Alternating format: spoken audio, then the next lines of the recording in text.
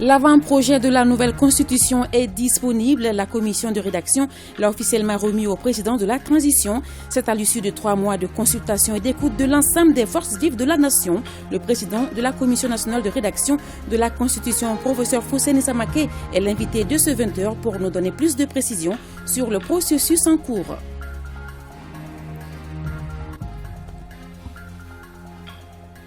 Les parlementaires du monde entier sont réunis à Kigali, au Rwanda. Leur organisation UUP, l'Union interparlementaire, tient sa 145e assemblée axée sur l'égalité du genre, la paix et la démocratie. Une délégation malienne conduite par le président du CNT prend part aux travaux. Projection de l'œuvre cinématographique Kanou ou Le Retour du train, une réalisation du Centre national de cinématographie du Mali CNCM. Le film projeté en présence du Premier ministre par intérim retrace l'histoire de la Fédération du Mali qui a éclaté dans la nuit du 20 août 1960. 2 semaines après la reprise des cours, les académies d'enseignement sont submergées par les demandes de transfert des élèves au niveau de l'enseignement secondaire général, mais aussi technique et professionnel. Un dossier réalisé par Fademba Keïta nous édifiera sur les critères et types de transfert possibles. Merci de nous suivre. Bonsoir, bienvenue. L'avant-projet de la Constitution, déjà rédigé au Mali, il a été officiellement remis ce matin au président de la transition, le colonel Assimi Goïta, en même temps que le rapport de la commission de rédaction de la nouvelle Constitution. Cela après 3 mois de travail auxquels ont été associées les forces vives de la nation à travers des consultations et des contributions via le site web de la dite commission. Une étape très importante dans le processus de refondation amorcé selon le président de la transition. Le point avec Sida Batili. C'est une réforme de grande envergure pour la nation Mali, une nouvelle constitution ou nouveau contrat social. Et voici la 4e République du Mali sur papier. L'avant-projet de constitution est officiellement remis au président de la transition, le colonel Assimi Goïta. La commission de rédaction installée le 12 juillet 2022 a mis 3 mois pour fournir le document en plus de son rapport. Des séances d'écoute et d'échange avec les partis politiques, les organisations de la société civile, les forces armées et de sécurité, les confessions religieuses pour ne citer que cela. Des séances ont également été organisées au niveau territorial dans 4 régions et le district de Bamako. Les rencontres avec les partis politiques et les organisations de la société civile à Bamako ont rassemblé 355 participants. Les écoutes dans les régions et le district de Bamako ont connu la participation de 641 personnes. La création d'un site web destiné à recueillir les contributions des Maliens de l'intérieur et de l'extérieur.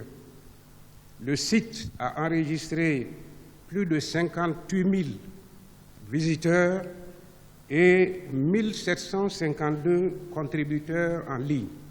Procédé rappelé pour montrer l'inclusivité recherchée, mais pas de communication à la cérémonie de remise sur le contenu de l'avant-projet de constitution. Question de principe.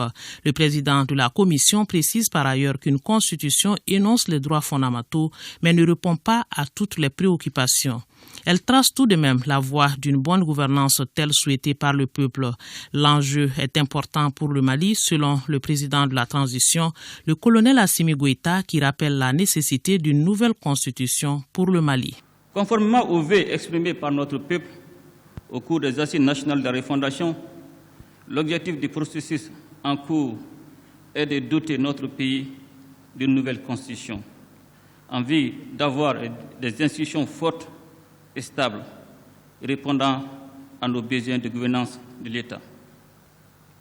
En effet, après de longues années de soubresauts politiques, il nous faut repartir sur de nouvelles bases afin de créer des conditions d'instauration d'une démocratie réellement représentative dans un cadre social apaisé et convivial.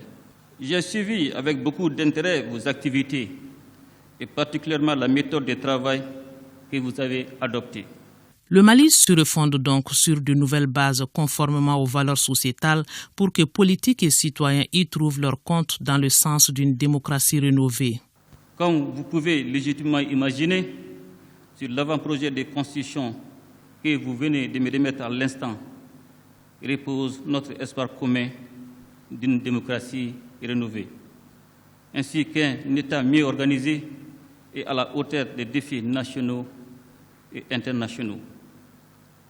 Ceci suppose à la fois un jeu politique équilibré dont les règles sont clairement définies et l'émergence d'un État qui doit être fort sans écraser les citoyens. Tout ceci devrait en définitive tenir compte de nos valeurs sociétales et les objectifs de refondation de l'État. Nous devons, à travers une nouvelle constitution, sceller un nouveau contrat social à même d'assurer l'inclusion totale de l'ensemble des forces vives et l'utilisation de tous les talents dans une optique de compétition politique saine et de justice sociale.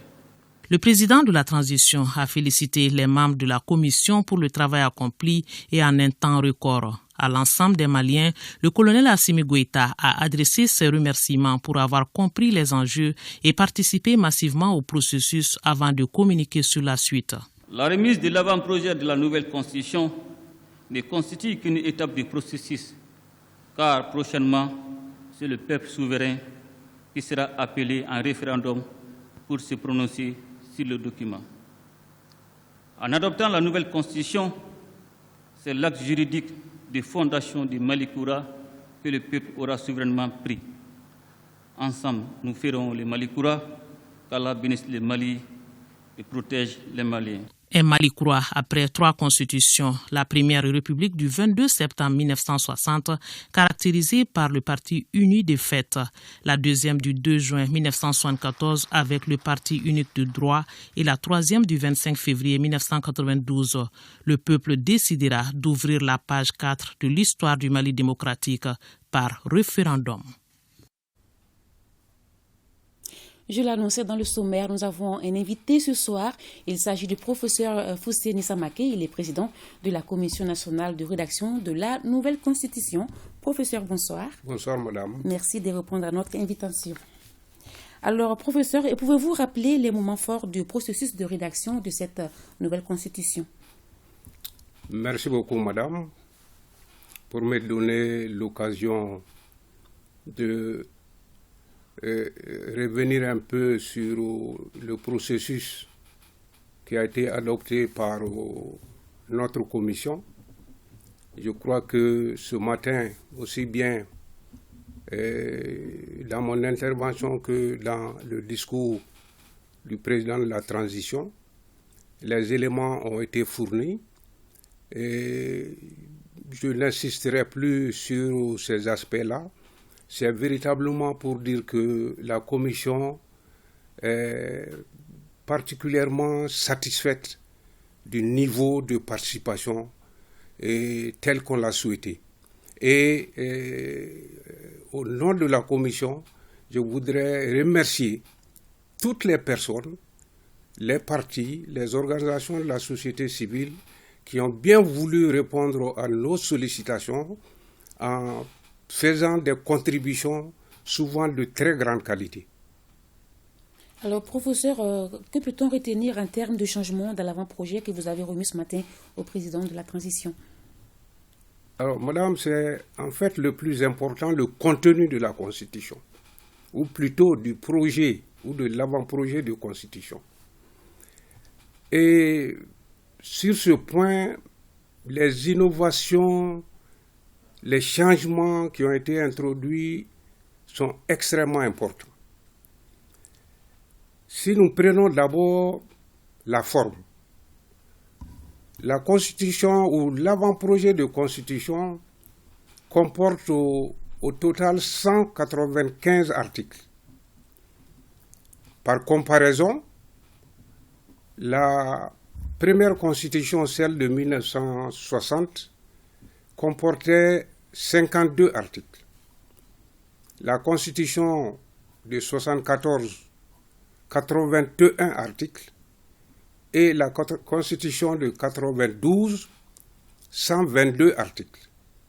Nous sommes dans l'avant-projet à 195 articles qui aujourd'hui se situe un peu dans la moyenne des constitutions africaines, et cet accroissement s'explique par la complexité en fait du monde, la multiplication des acteurs ainsi que des grandes problématiques. Ensuite, il y a eu des reformulations d'articles. Nous avons également, sur le plan structurel, c'est-à-dire la présentation de l'avant-projet, nous avons nettement amélioré cette présentation pour améliorer la lisibilité de la loi fondamentale. Sur le fond, et c'est là que nous avons les innovations les plus importantes. Au niveau de l'État et de la souveraineté, il y a l'affirmation claire du caractère unitaire de l'État malien, ce qui suppose qu'il n'est pas question, au regard de l'affirmation de l'État unitaire, que nous ayons un État fédéral. Ça, c'est très clair. Deuxièmement, nous avons, les consultations l'ont montré, un problème avec les langues.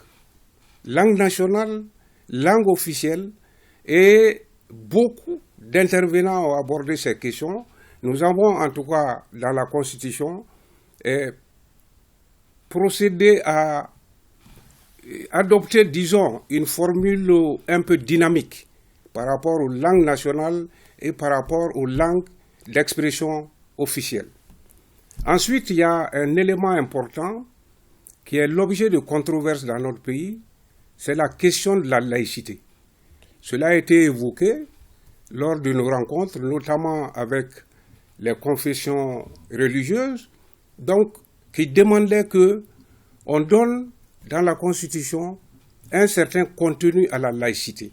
Parce que c'est mis un État laïque, mais qu'est-ce qu'un État laïque? C'était ça la question qui était posée. Donc dans la nouvelle Constitution, il y a effectivement un développement sur le concept de la République laïque pour clarifier quelque peu cette notion, c'est-à-dire la conception malienne de la laïcité se trouve définie dans la nouvelle Constitution, en tout cas projet de Constitution.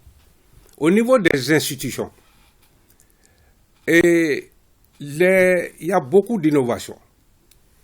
Le président de la République demeure, le gouvernement demeure, mais l'Assemblée est remplacée par le Parlement. On verra plus loin que nous aurons un Parlement à 2 chambres. Ensuite, il y a la Cour suprême, la Cour constitutionnelle et une nouveauté, la Cour des comptes. C'était une exigence de l'Union économique et monétaire depuis des années, et cette révision va permettre au Mali de se conformer un peu à ces exigences-là. Et le Conseil économique, social et culturel change un peu de nom avec l'ajout d'environnemental.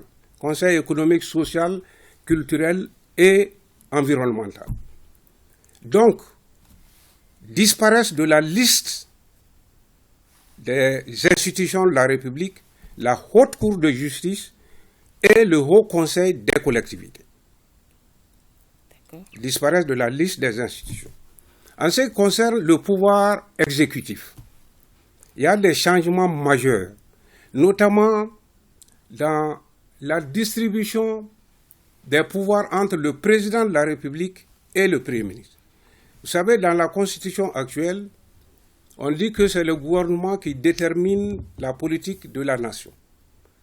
Avec la nouvelle Constitution, c'est le président de la République qui détermine la politique de la nation et c'est le Premier ministre, plutôt le gouvernement, qui conduit la politique de la nation. En fait, ce changement intervient pour clarifier un état de fait qui est là depuis toujours, à savoir que en réalité, la détermination de la politique de la nation depuis que nous avons cette constitution de 92, cette détermination, elle est faite par le président de la République et non par le gouvernement. Il s'agit donc, en réalité, de mettre fin à une sorte de fiction juridique pour revenir à des réalités en disant clairement que la politique de la nation est déterminée par le président de la République, ce qui le responsabilise totalement en ce qui concerne, évidemment, la réussite ou la non-réussite des politiques qui seront mises en œuvre. Ensuite, il y a la limitation pour le gouvernement du nombre des ministres. Cela a été demandé plusieurs fois, qu'il faut limiter le nombre de membres du gouvernement. Dans la Constitution, il est inscrit que ce nombre ne peut dépasser 29. Ce nombre ne peut dépasser 29, quelle que soit leur dénomination. Ensuite, on a introduit des chapitres nouveaux sur l'administration, sur les forces armées et de sécurité. Sur le pouvoir législatif, le Parlement, qui comprenait une seule chambre, Assemblée nationale, va comprendre deux chambres. Première chambre, toujours Assemblée nationale, et il y aura une autre chambre qui s'appelle le Haut Conseil de la Nation, qu'on appelle ailleurs Sénat. Nous n'avons pas la formule Sénat, nous avons adopté une autre appellation qui s'appelle donc, qui est cette appellation, le Haut Conseil de la Nation, qui est donc la deuxième chambre à côté de l'Assemblée nationale. Ensuite, c'est ces deux chambres qui vont voter les lois et elles pourront se réunir en commun et dans ce cas, cette réunion prendra le nom de congrès. Et dans certains cas, c'est extrêmement important. Alors, les rapports entre le Parlement et le gouvernement également connaissent des modifications. Suite au fait que la détermination de la politique de la nation revient dorénavant au président de la République. Donc, la conséquence du point de vue juridique à tirer de ça, c'est que le Parlement ou l'Assemblée ne pourra plus renverser le gouvernement. Et, en sens inverse, le président de la République ne pourra plus dissoudre l'Assemblée nationale. Ça, c'est la conséquence du choix optionnel qui a été opéré, comme je l'ai expliqué plus haut.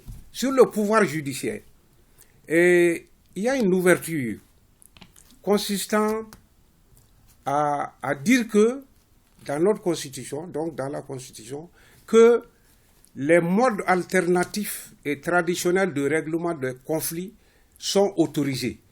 Vous savez, c'est un problème qui est lancinant, qui est évoqué constamment dans certaines parties de notre pays, que vous avez des litiges entre les personnes, que le moindre litige, il faut aller devant la justice.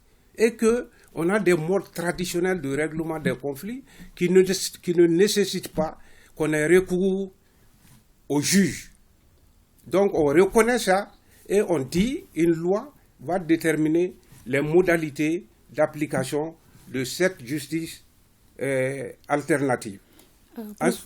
Oui. Excusez-moi, vous avez dit que le document, il y a 195 articles, vous l'avez dit. Oui. Nous comprenons qu'il y a beaucoup de détails. Et sur la base de ces détails, de ce que vous venez de dire, est-ce que nous pouvons dire qu'aujourd'hui, cette nouvelle constitution, elle est de bonne qualité et que cette constitution prend en compte toutes les préoccupations, en tout cas, du peuple malien?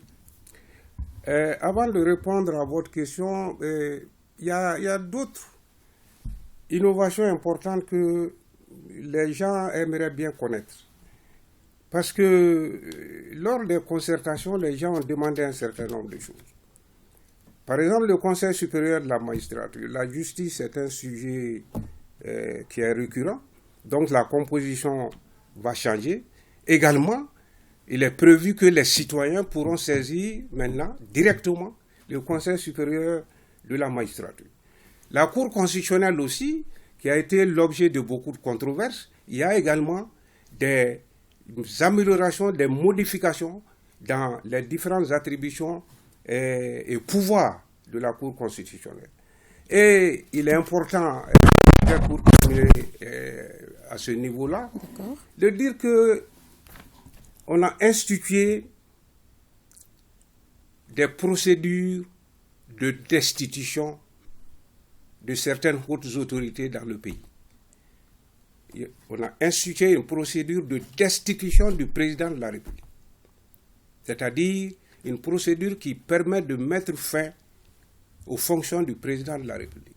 Également, procédure de destitution du président de l'Assemblée et du président du Haut Conseil de la Nation lorsque, effectivement, ces personnalités ne sont plus en mesure de répondre comme il se doit aux nécessités, aux exigences de leurs fonctions. Voilà, madame,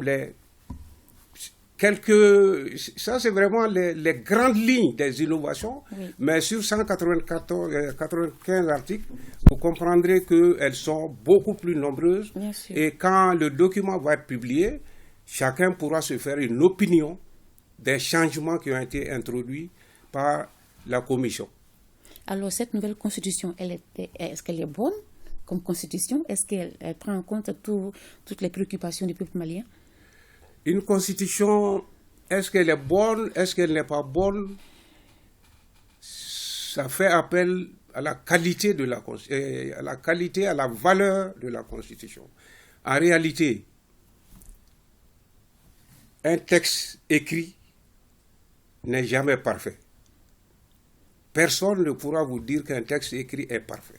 C'est la raison pour laquelle, d'ailleurs, il y a des modifications de constitution. Oui. Donc, quand ce n'est pas parfait, ça veut dire que c'est modifiable. Deuxièmement, la valeur d'une constitution ne tient pas à son texte. C'est la pratique. La pratique qui est développée sur la base de la constitution. Et cette pratique-là repose essentiellement sur les acteurs. Sur les acteurs. Vous pouvez avoir un très mauvais texte, mais avoir une très bonne constitution si vous avez des acteurs à la hauteur des enjeux du moment par rapport aux intérêts de votre pays. Et vous pouvez avoir aussi une très bonne constitution écrite, mais si vous avez des acteurs qui ne présentent pas de vertu pour la direction d'un pays, évidemment, vous ne pourrez pas dire que vous avez une bonne constitution. Bien, professeur, vous avez remis ce matin ce document au président de la transition. La suite, c'est quoi, le processus? Alors, le président de la transition a demandé à la commission, c'est pourquoi d'ailleurs notre mandat a été prolongé jusqu'au 31 octobre, de faire des restitutions. C'est un peu en retour par rapport aux consultations qui ont eu lieu au départ. Les gens nous ont demandé, on nous consulte, mais jamais on ne revient vers nous pour nous dire voilà ce qu'on a fait. Donc cette fois-ci, on repart et on va restituer au niveau des mêmes personnes qui ont été écoutées au départ. On va leur dire voilà ce qu'il y a dans la nouvelle constitution. Mais je voudrais dire, madame, vous savez, les gens ont fait énormément de propositions. D'accord. Mais une constitution, véritablement, ne peut pas tout faire. La constitution, c'est les grands principes, c'est les grandes règles.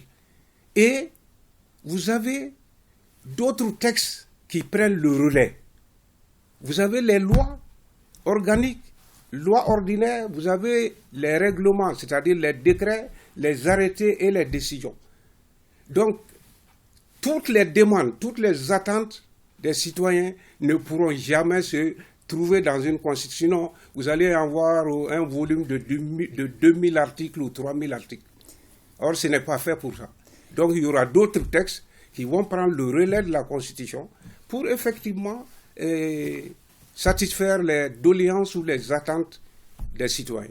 Alors, professeur, pour finir cet entretien, est-ce que vous avez un message important à passer? Alors, le message important à passer, je pense que ça s'inscrit un peu dans la ligne des conclusions qui ont été, des propos qui ont été tenus ce matin par le président de la transition, à savoir que nous sommes un pays qui est dans une situation assez difficile, pour ne pas dire très difficile. et que aujourd'hui une nouvelle constitution peut nous permettre d'entrer, en tout cas de franchir une étape vers véritablement une sorte de rédemption de notre État. Je pense que c'est extrêmement important. Donc que les citoyens partagent l'avant-projet ou le projet et véritablement qu'ils comprennent l'enjeu en tant que tel, qu'ils comprennent l'enjeu. C'est ce que la Commission et je pense toutes les autorités et les Maliens, je pense que c'est ce qu'ils souhaitent.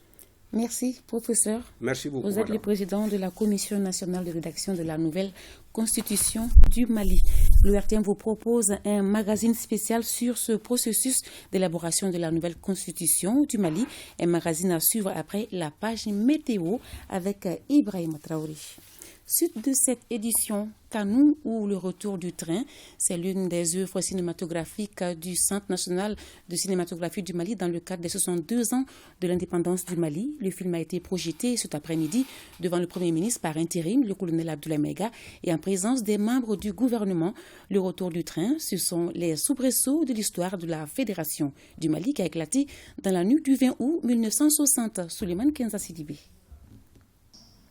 Kounou ou le retour du train, elles y étaient aux femmes médaillées de l'indépendance et les enfants de l'indépendance. Ce sont les œuvres cinématographiques du CNCM, œuvres produites dans le cadre des 70 ans d'indépendance du Mali. Kounou ou le retour du train, c'est la trame de l'histoire mouvementée en des aspects souvent tragiques de l'histoire de la Fédération du Mali. Le film nous retrace le retour des Soudanais dans leur pays d'origine après l'éclatement de la Fédération. Et c'est un retour qui comporte des épisodes très émouvants. La Fédération du Mali a éclaté dans la nuit du 20 août 1960. Des questions liées à la présidence au poste du chef d'état-major de l'armée, auquel il faut ajouter la main ennemie de l'extérieur, ont contribué à sa chute. Le train du retour m'a inspiré depuis un certain temps. Quand j'ai appris l'histoire de la fédération, comment l'éclatement de la fédération s'est produit, les différentes difficultés, et les ingérences extérieures et tout, c'est une histoire qui m'a beaucoup passionné. Pour nous, où le retour du train, c'est un pan important de notre histoire, un pan dont il faut tirer des leçons essentielles. On a comme l'impression que, bien sûr, les attitudes de certains pays à l'égard du Mali se répètent, comme si l'histoire se répétait.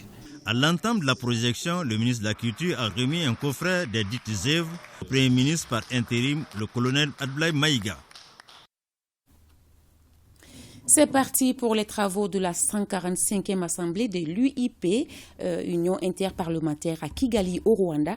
La cérémonie d'ouverture a été marquée par une série d'interventions. Cette assemblée est axée sur l'égalité du genre, la paix et la démocratie. Pour la délégation malienne conduite par le président du CNT, c'est une opportunité de plus pour parler des ententes du Mali à la communauté internationale. Fosseni Tunkara et Dili Makanjabate sont nos envoyés spéciaux. L'hymne national du Rwanda pour annoncer les couleurs de la 145e assemblée de l'Union interparlementaire UIP. Plus de 170 parlements ont effectué le déplacement de Kigali. La cérémonie se déroule en présence de l'invité d'honneur, le président rwandais Paul Kagame. Et le ton est donné par la présidente de la Chambre des députés du Rwanda. L'Union interparlementaire s'assure qu'il y ait une dimension parlementaire dans la coopération internationale, la gouvernance mondiale et dans la résolution des principaux problèmes internationaux. Les objectifs premiers de l'UIP sont la paix et la démocratie. Ce rendez-vous des parlements du monde entier que Kigali abrite durant cette semaine aborde le thème égalité des sexes et parlement sensible au genre.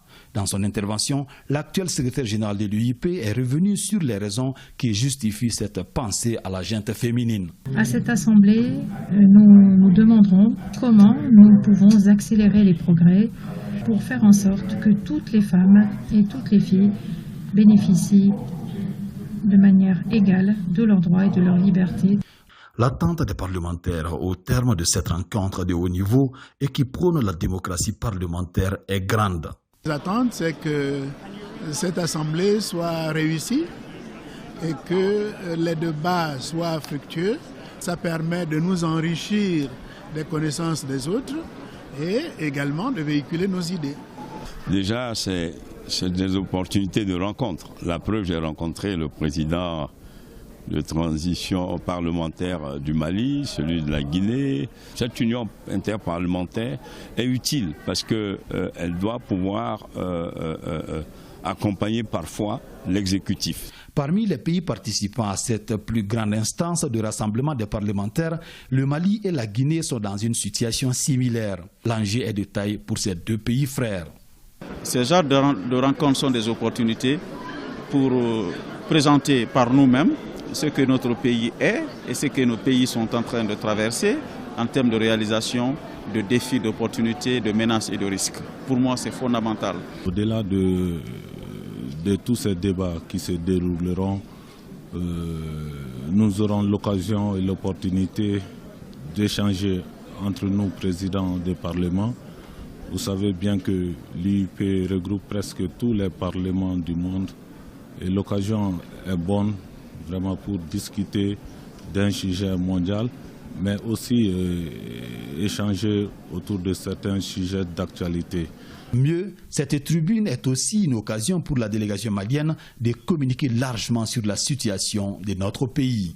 Le Mali est au sujet, au cœur même de l'actualité internationale.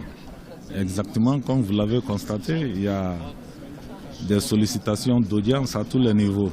Aussi, les autres membres du CNT auront à animer des débats au sein des commissions qui vont aussi leur permettre d'étaler un peu toutes ces perspectives parlementaires au niveau du CNT.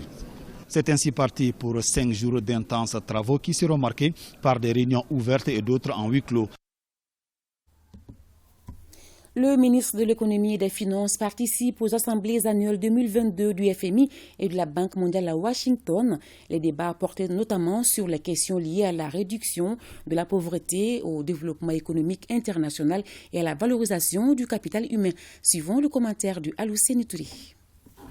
Le ministre de l'Économie et des Finances a tenu ce jour 10 octobre une réunion de cadrage à l'ambassade du Mali à Washington.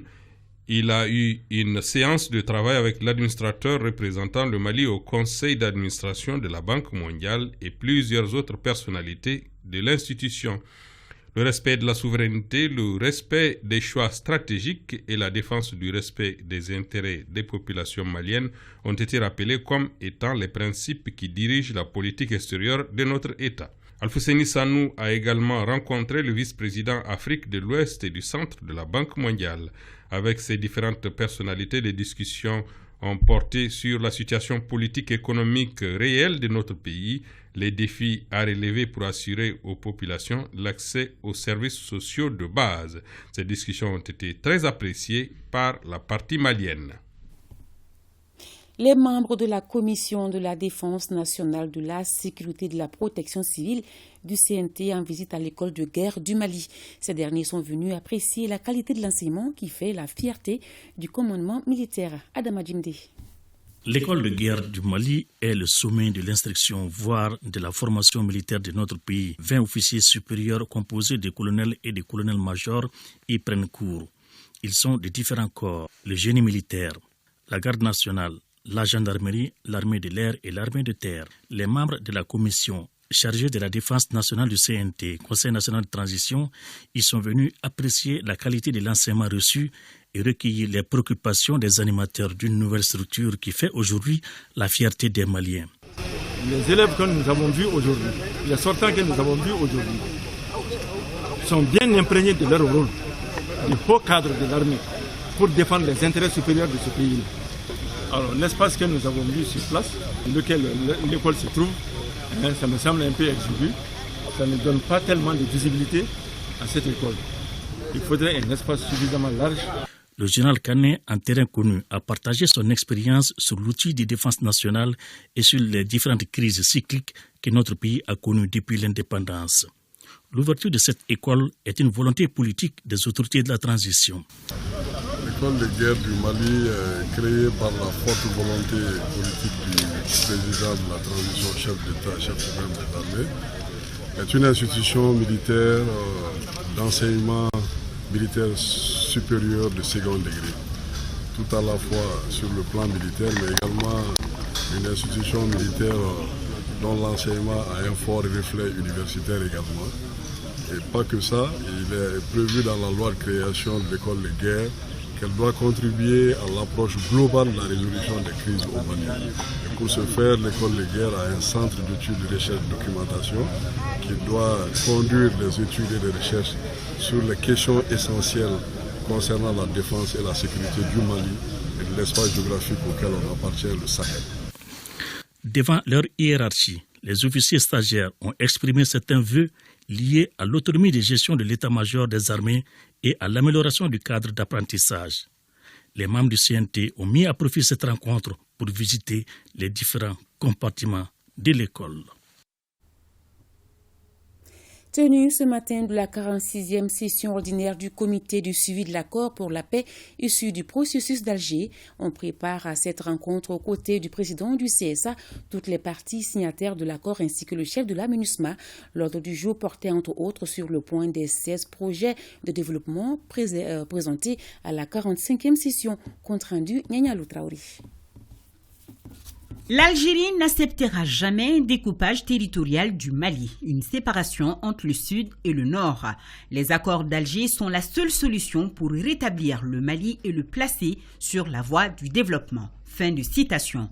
Elle est du président Tebboune et montre à souhait tout l'engagement des amis du Mali à diligenter la mise en œuvre de l'accord au nom de la paix, de l'unité et surtout au nom d'une stabilité durable. Je formule le vœu pour que la présente réunion du comité de suivi soit l'occasion de décisions qui permettraient aux signataires de surmonter les contraintes qui retardent la mise en œuvre des dispositions fondamentales de l'accord. Ces décisions devraient surtout ouvrir la voie à une prise en charge des attentes de la population en termes de développement socio-économique, de justice et de solidarité humanitaire. C'est le siège de la MINUSMA qui a abrité cette 46e session ordinaire du comité de suivi de l'accord pour la paix issu du processus d'Alger. Toutes les parties prenantes à l'accord sont présentes, notamment les femmes du CSA au niveau de Kidal qui ont aussi suivi les travaux par visioconférence. Chacun ressort globalement ragaillardi des échanges.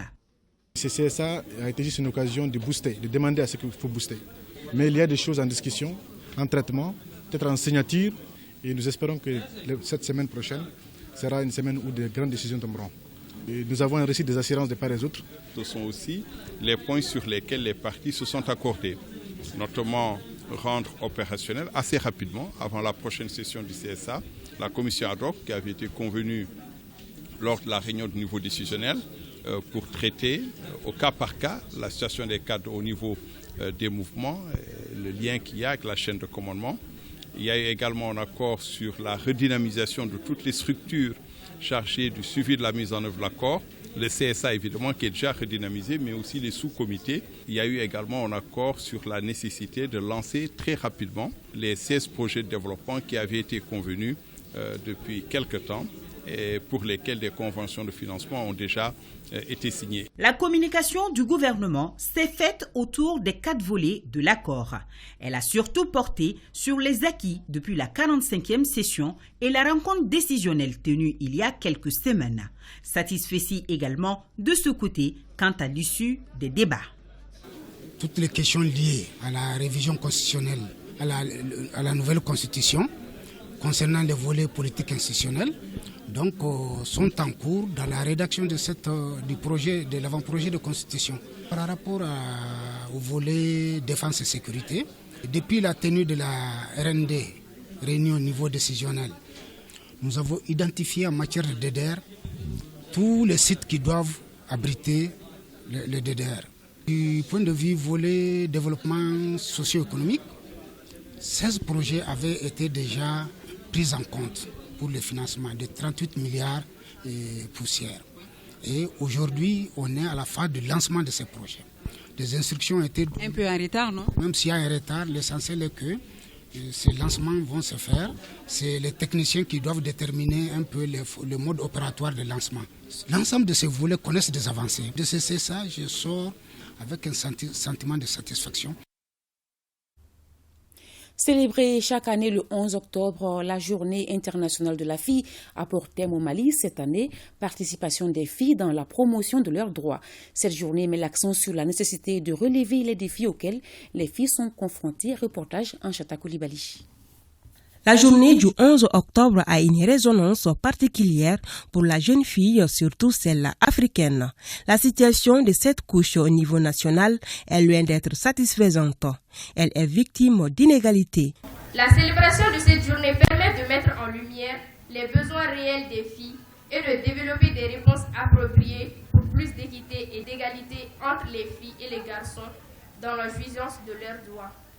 Elle offre l'occasion aux différents acteurs en charge de la promotion et de la protection des droits des filles d'examiner les projets accomplis, de mesurer les défis et de susciter l'engagement des décideurs en faveur d'un environnement propice en plein épanouissement et à l'autonomisation des filles. L'UNICEF et les partenaires techniques et financiers ne ménageront aucun effort pour soutenir l'accès équitable à l'éducation pour les filles, gage de leur avenir et principal facteur de protection de leurs droits.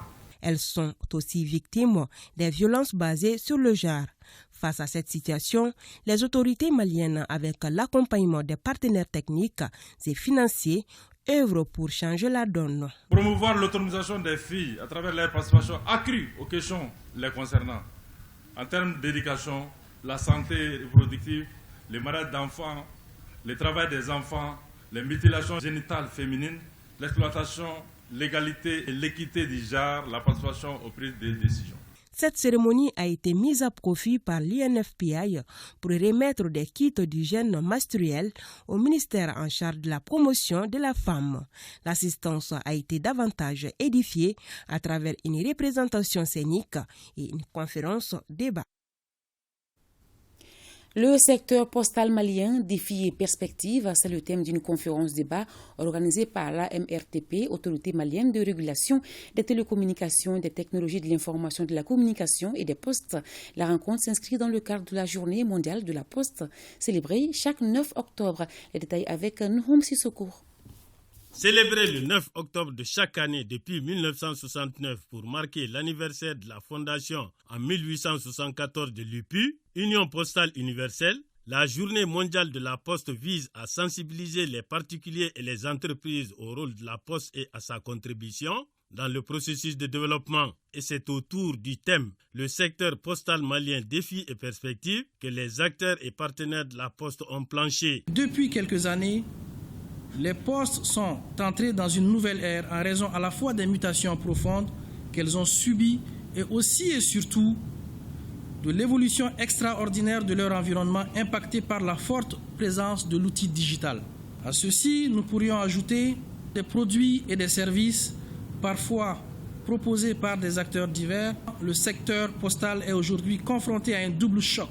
Après plusieurs décennies du monopole, il doit désormais faire face à l'ouverture du marché à la concurrence et il doit également s'ajuster pour faire face à l'avènement fulgurant de l'Internet et du numérique. Le service postal est affecté par la crise qui sévit depuis une décennie, d'où la nécessité de proposer de nouveaux services aux usagers et l'AMRTP, Autorité malienne de régulation des télécommunications, des technologies de l'information et de la communication et des postes, entend servir de levier pour promouvoir les postes maliennes. Le gouvernement du Mali travaille à la définition d'une nouvelle politique de développement du secteur postal. Cette politique, qui s'inspire de l'évolution actuelle du monde postal et de l'activité, plonge ses racines dans les axes prioritaires de la stratégie postale mondiale, des plans régionaux et sous-régionaux et relatifs au développement postal, sera l'occasion d'un nouveau recadrage, la précision de notre vision et de nos attentes en vue d'un horizon mieux dégagé pour les marchés postaux, les produits et les services. Les postes, à travers l'offre de services, contribuent au désenclavement, à l'aménagement du territoire et à l'ancrage de la citoyenneté, à en croire le président de l'AMRTP. En ce début d'année scolaire, les transferts battent leur plein au niveau de l'enseignement secondaire général, mais aussi technique et professionnel. Ils sont du ressort des académies d'enseignement et surtout de la division vie scolaire de la Direction nationale de l'enseignement secondaire général. Quels sont les types de transferts et quels sont les critères? Éléments de réponse dans ce dossier réalisé par Fademba Keita. Les transferts d'un lycée à un autre ou d'un établissement professionnel à un autre similaire se situent dans le cadre des différents mouvements pilotés par la Direction nationale de l'enseignement secondaire général. Le transfert n'est qu'un élément des mouvements. Un transfert, c'est quoi? C'est quand un élève demande de quitter un établissement A pour un établissement B. Et le transfert est un droit de l'enfant. Par exemple, un enfant qui est dans un établissement aujourd'hui à Bamako, et le parent décide d'amener l'enfant à Ségou, ou bien le parent est muté à Ségou. Ça, c'est un transfert. Donc ça, c'est normal, c'est un transfert. Par exemple, au niveau des académies, il y a des transferts. C'est-à-dire, à l'intérieur de la même académie, il y a des transferts. Si un enfant qui quitte un établissement là-bas pour un autre établissement, donc le transfert automatiquement est effectué. C'est-à-dire entre public, entre privé, mais seulement les transferts d'un établissement public vers un établissement privé, nous, on interdit carrément. Un enfant qui veut quitter un établissement public pour un établissement privé, nous, on n'accepte pas ce transfert-là. Parce que ça va engendrer des coûts. Mais dès qu'on enlève l'enfant dans l'établissement public pour l'amener dans un établissement privé, on est obligé de payer la subvention. C'est-à-dire la prise en charge de l'enfant, on est obligé de payer ça. Cependant, il y a des cas sociaux ou de forces majeures qui intriguent et laissent perplexes les décideurs. Ma belle-sœur est au lycée Askia Mohamed. Son mari et ma grande-sœur sont à Caille. Je voudrais qu'elle ait le transfert sur Caille. Les parents viennent chaque jour. Je suis ici, mon enfant est très loin, qu'est-ce qu'il faut faire?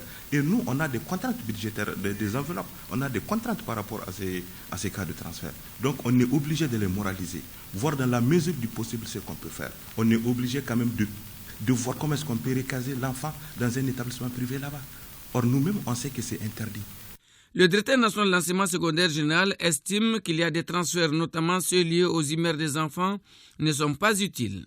Les parents, souvent, ils cèdent aux caprices de l'enfant. Alors que nous avons nos principes. Quand il n'y a pas peut-être un certain nombre de distances entre deux établissements, on ne voit pas la raison pour que l'enfant quitte l'établissement A pour l'établissement B.